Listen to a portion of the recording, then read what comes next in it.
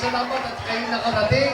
Nakahanap kayo ng kahit konting panahon para sumama dito sa amin at bigyan ako ng napakainit na salubong. Maraming salamat sa inyo lahat.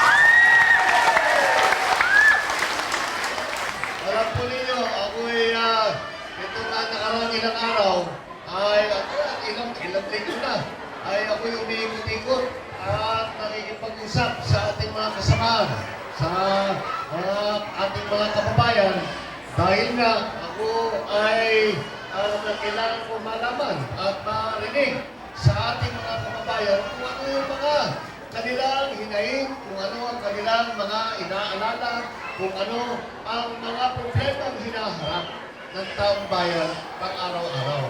Alam niyo po, ako'y nung nasa Senado, ako ay chairman ng Committee on Local Government.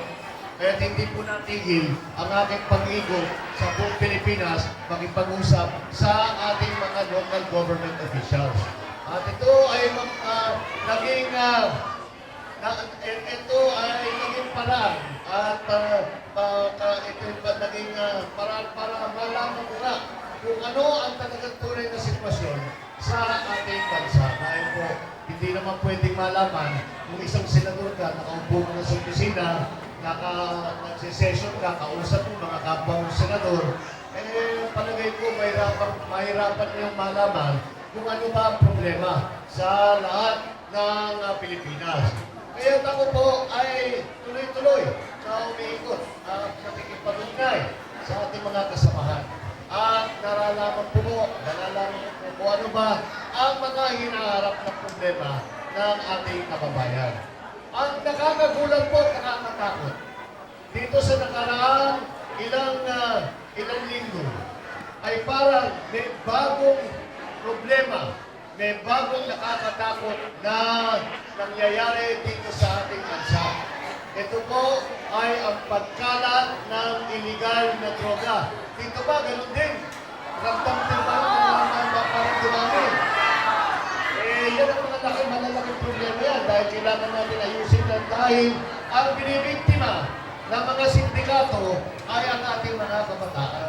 Yan po naman ang ating kinabukasan. Kaya kailangan gawan natin ng programa. Hindi lamang umaasa sa kapulisan, hindi lang umaasa sa ahensya ng ating pamahalaan, kung hindi ay kailangan lahat ang publikunan ay magsama-sama. Kasama na rin dyan ang ating mga magulang, kasama na dyan ang mga guro, kasama na dyan kahit na lahat ng mga community leader para tulungan ang ating mga kabataan na iwasan itong malubhang problema ito na sumisira sa ating kinabukasan. Yan po ay isa sa mga problemang hinaharap natin. At hindi lang yun. Maraming nagre-reklamo. Mga mataas ang presyo ng bilihin. Masyado walang trabaho. Maraming pa rin mahirap. Paano natin gagawin yan? Ano naayusin natin? Alam niyo po, kapag naririnig ko itong lahat ng problema na ito, at lahat ng mga hinaharap ng ating mga kababayan, ako naman ay nagtataka dahil alam na natin ang solusyon. Halimbawa, mataas ang presyo ng bilihin. Naalala niyo ba noon, meron tayong tinatawag na Kadiwa Store? Dapat balikan natin yun eh. Dahil anong ginagawa ng Kadiwa Store? Ang gobyerno bumibili ng lahat ng produkto pagka-tag-araw, kapag tagulan, basta pag umaani at bumababa ang presyo, binibili ng gobyerno para maging pantay-pantay ang presyo ng bilihin sa buong taon.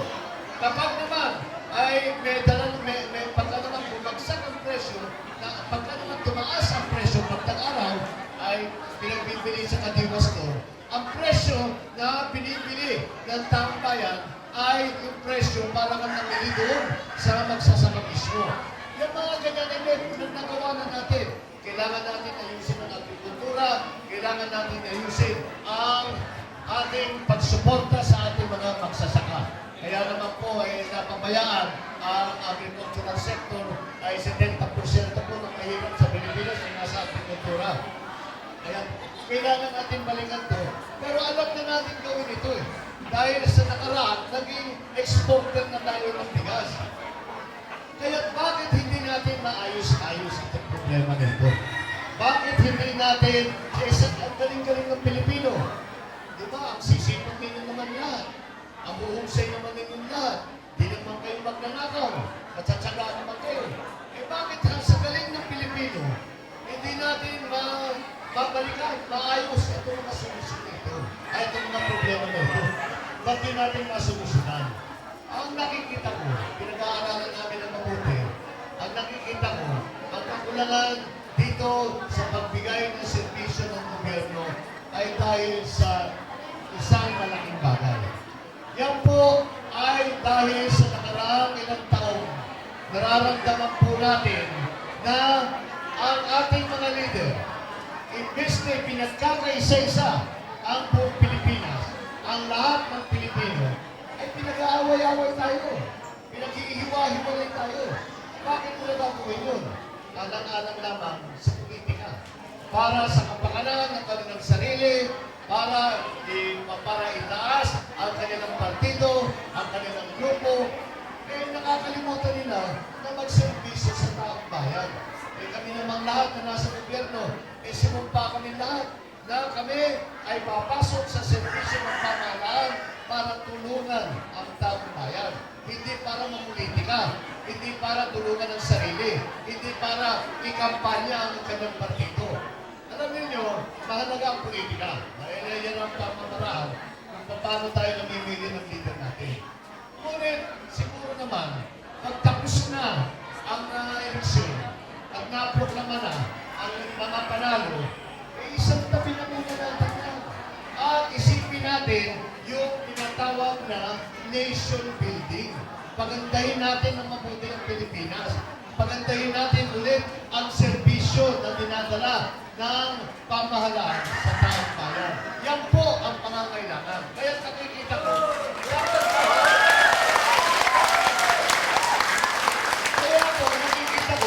ang dapat natin gawin, ibalik natin sa pag-iisip, hindi lamang sa taong bayan, kung hindi sa mga leader natin, ang halaga ng pagkakaisa ng mga Pilipino, ang pagkakaisa ng sambayanan. Dahil po, tayo ito, meron Ilocano, may Tagalog, may Bisaya, merong Bicolano, kung saan tayo magaling. Ngunit, ang punot-dulo nitong lahat, huwag natin pong nakakalimutan, tayo ay Pilipino. At alalahanin po natin, wala pong nagmamahal sa Pilipino kung hindi ang Pilipino rin. Wala pong tutulong sa Pilipino kung hindi tayo rin mga Pilipino. Kaya ang kinakailangan natin ay ibalik sa pag-iisip, hindi lamang sa taong bayan, kung hindi pati sa ating mga leader, na dapat ipinagkakaisa ang buong Pilipinas. Dapat, maalala ninyo, dati isinisigaw natin. Ano natin sinasabi? Ipagkaisa ang buong Pilipinas, ipagsama-sama lahat ng Pilipino, nagtutulungan, nagmamahalan, para tayo'y nag-ahabol ng isang bansa, isang diwa, isang luwa. Yan po ang ating kailangan sa panahon nito.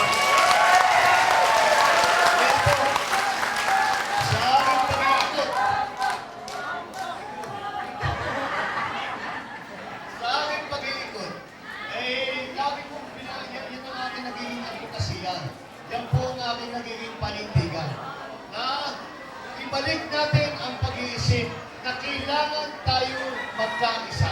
Huwag tayong papayag sa kahit sino man sila na matataas ng pisyan o kung sino man na sasabihin, pag-away kayo, nandiyan kayo, hindi kayo namin kakampi. Kami, nandito kami, magkahiwalay tayo.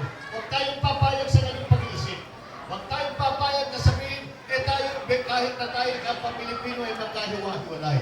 Alam niyo po, kung marami tayong grupo at hindi tayo nagtutulungan, hindi tayo nagkakaisa, kahit tapat ang inyong ginagawa, ang inyong tinatrabaho, maliit lang na grupo, nakakaunti lang yung nagagawa.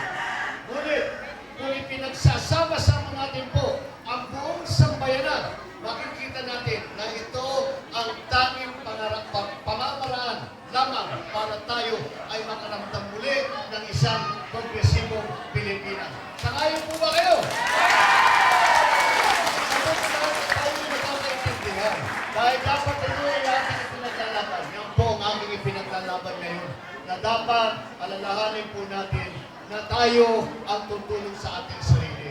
At kung hindi tayo nagsasama, hindi tayo nagkakaisa, hindi tayo pinauunahan ng isang leader o isang pamahalaan na nagbibigay ng direksyon, na tamang direksyon, na sinusundan ng lahat ng Pilipino, ay magkakawatak-watak na tayo, ay magkakaganito na lang tayo. Marami pa rin mahirap, kulang pa rin ang ating edukasyon, hirap na hirap ang ating agrikultura.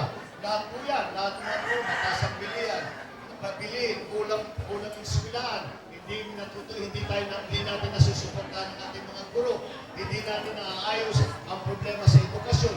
Maraming problema ang ganyan, ngunit alam na nga natin ang sagot dahil nagawa na natin ngayon. Kaya po, kung tayo po ay nakakaunawa dito sa ganitong konsepto, dito sa ganitong prinsipyo, dito sa ganitong klaseng panindigan, samahan niyo po ako at magtulungan tayo,